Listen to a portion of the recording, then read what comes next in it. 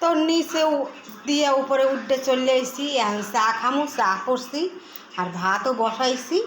কি রান্ধি না রান্ধি এই আপনার লোকে শেয়ার করি। ভিডিওটা ভালো লাগলে কমেন্ট শেয়ার করবেন।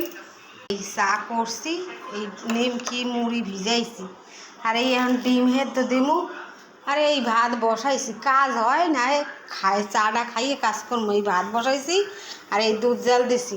আজকে ডিমের ঝোল আর ভাত করবো। এই আপনাকে দেখাই আর কি দেখাম। কারণ ডিমটা আগে হেদ্ধ দিয়ে লই। তো গাইস, এই যে ডিম সিদ্ধ করে ছুলে দেওয়া হয়ে গেছে, এই যে পেঁয়াজ কাটা হয়েছে, তারপরে আলু কাটা হয়েছে, এই যে ভাতও হয়ে গেছে আর ঘরের সব কাজ হয়ে গেছে।